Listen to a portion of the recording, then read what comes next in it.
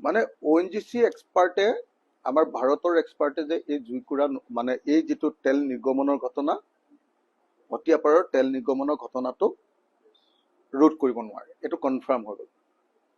এতিয়া কালি মই ONGCৰ ইডিক স্পষ্ট ভাষাৰে কৈছো, নিৰ্দেশ দিছো যে তোমালোকে সোনকালে বিদেশী বিশেষজ্ঞ আনা।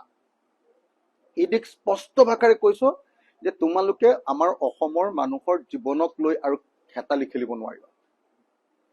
ৰিচোৰ্চ বিলাক তোমালোকৰ আৰু গোটেই বিপদ বিলাক আমাৰ। ৰাস্তাটো মই বনাইছিলো, মথাৰটো দেখিছিলে, সেইটো ভাঙি চেচ কৰিব এতিয়া। গোটেই ৰাস্তাটো বনাইছিলো, এতিয়া 6 মাহ হোৱাই নাই, সেইটো এতিয়া ভাঙি শেষ কৰিব। আকৌ আপোনাৰ নেশ্যনেল হাইৱেৰ পৰা তালৈ যোৱা যিটো ৰাস্তা, সেইটো ৰাস্তাও এতিয়া পকাটো ভাঙি শেষ কৰিব এতিয়া সিহঁতৰ গাড়ীয়ে। কিন্তু একো নিদিয়ে।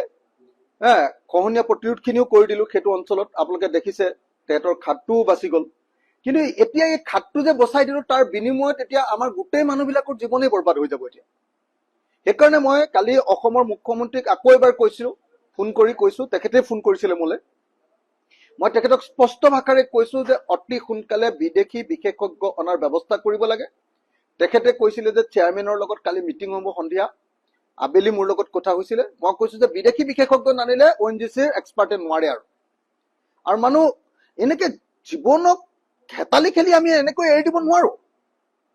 আজি 8 দিন হ'ল, 8 দিন ধৰি কেৱল মানুহৰ টেনচন, কোনেও শুব পৰা নাই।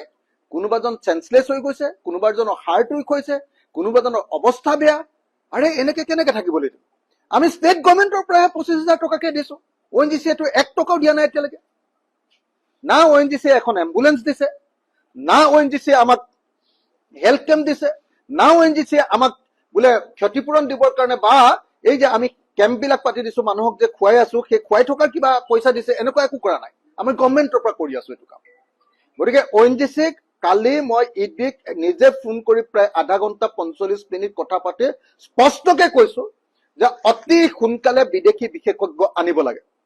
তেখেতে কৈছে যে কালিৰ দিনটোতে তেওঁলোকে লিখিব আৰু পাছপোৰ্ট আৰু ভিছাৰ কাৰণে ভাৰত চৰকাৰৰ অনুমতি ল'ব আৰু 3 দিন মানৰ ভিতৰত বিদেশী এক্সপাৰ্ট আনিম বুলি কৈছে। 3 দিন 3 দিন আমি নাজানো, অতি সোনকালে বিদেশী এক্সপাৰ্ট আনিব লাগে আৰু আমাৰ অসমৰ মানুহক বচোৱাৰ ব্যৱস্থা কৰিব লাগে। মানে ONGC এক্সপাৰ্টে আমাৰ ভাৰতৰ এক্সপাৰ্টে যে এই জুইকুৰা মানে এই যিটো তেল নিৰ্গমনৰ ঘটনা অতিয়াপাৰৰ তেল নিৰ্গমনৰ ঘটনাটো ৰোধ কৰিব নোৱাৰে, এইটো কনফাৰ্ম হৈ গ'ল। এতিয়া কালি মই ONGCৰ ইডিক স্পষ্ট ভাষাৰে কৈছো, নিৰ্দেশ দিছো যে তোমালোকে সোনকালে বিদেশী বিশেষজ্ঞ আনা। ইডিক স্পষ্ট ভাষাৰে কৈছো যে তোমালোকে আমাৰ অসমৰ মানুহৰ জীৱনক লৈ আৰু হেতালি খেলিব নোৱাৰিবা। ৰিচোৰ্চ বিলাক তোমালোকৰ আৰু গোটেই বিপদ বিলাক আমাৰ। ৰাস্তাটো মই বনাইছিলো, মথাৰটো দেখিছিলে, সেইটো ভাঙি চেচ কৰিব এতিয়া। গোটেই ৰাস্তাটো বনাইছিলো, এতিয়া 6 মাহ হোৱাই নাই, সেইটো এতিয়া ভাঙি শেষ কৰিব। আকৌ আপোনাৰ নেশ্যনেল হাইৱেৰ পৰা তালৈ যোৱা যিটো ৰাস্তা, সেইটো ৰাস্তাও এতিয়া পকাটো ভাঙি শেষ কৰিব এতিয়া সিহঁতৰ গাড়ীয়ে। কিন্তু একো নিদিয়ে।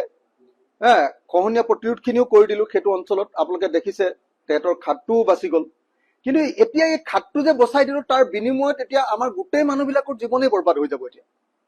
সেইকাৰণে মই কালি অসমৰ মুখ্যমন্ত্ৰীক আকৌ এবাৰ কৈছিলো, ফোন কৰি কৈছো, তেখেতে ফোন কৰিছিলে মোলৈ। মই তেখেতক স্পষ্ট ভাষাৰে কৈছো যে অতি সোনকালে বিদেশী বিশেষজ্ঞ অনাৰ ব্যৱস্থা কৰিব লাগে। তেখেতে কৈছিলে যে চেয়াৰমেনৰ লগত কালি মিটিং হ'ব সন্ধিয়া, আবেলি মোৰ লগত কথা হৈছিলে। মই কৈছো যে বিদেশী বিশেষজ্ঞ নানিলে ONGCৰ এক্সপাৰ্টে নোৱাৰে।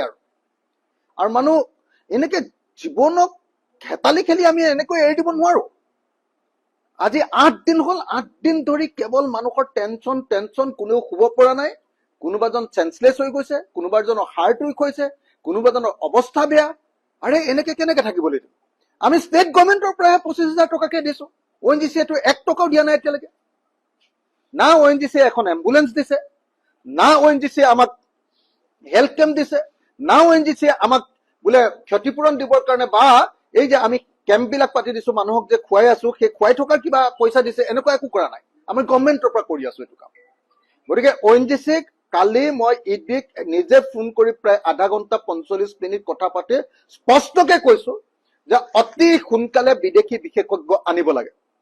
তেখেতে কৈছে যে কালিৰ দিনটোতে তেওঁলোকে লিখিব আৰু পাছপোৰ্ট আৰু ভিছাৰ কাৰণে ভাৰত চৰকাৰৰ অনুমতি ল'ব আৰু 3 দিন মানৰ ভিতৰত বিদেশী এক্সপাৰ্ট আনিম বুলি কৈছে। 3 দিন 4 দিন আমি নাজানো, অতি সোনকালে বিদেশী এক্সপাৰ্ট আনিব লাগে আৰু আমাৰ অসমৰ মানুহক বচোৱাৰ ব্যৱস্থা কৰিব লাগে।